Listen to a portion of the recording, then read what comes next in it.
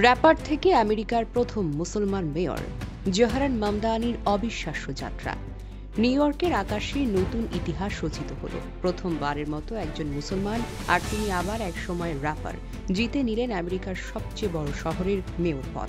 তার নাম জোহরান মামদানি।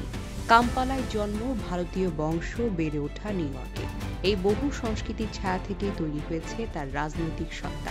কখনো র্যাপার মিস্টার চারমাদম নামে গেয়েছেন সমাজ, সংগ্রাম আর প্রান্তিক মানুষের গল্প। আজ সেই কণ্ঠই শহরের নেতৃত্বে। বোডউইন কলেজ থেকে স্নাতক শেষে জোহরান কাজ শুরু করেন হাউজিং কাউন্সিলর হিসাবে। কিন্তু নিম্ন আয়ের মানুষের পাশে দাঁড়িয়ে দেখেন বাসা ভাড়া, অভিবাসন ও বৈষম্যের ভয়াবহ বাস্তবতা। সেখান থেকে রাজনীতিতে আসা।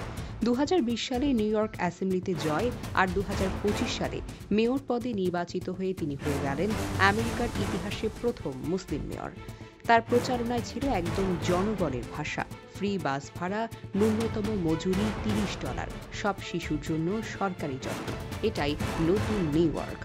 কিন্তু এই জয়ের গল্প শুধু রাজনীতি নয়, এটি এক সংস্কৃতির, এক পরিচয়ের উত্থান, যেখানে অভিবাসী, মুসলিম, দক্ষিণ এশীয়রা প্রথমবার সত্যিকারের নেতৃত্বে জায়গা পেল। মামদানি নিজেও বলেছেন এক সাক্ষাৎকারে, আমি মুসলিম, আমি অভিবাসীর সন্তান, কিন্তু তার চাইতেও বড় পরিচয়, আমি একজন নিউ ইয়র্কার।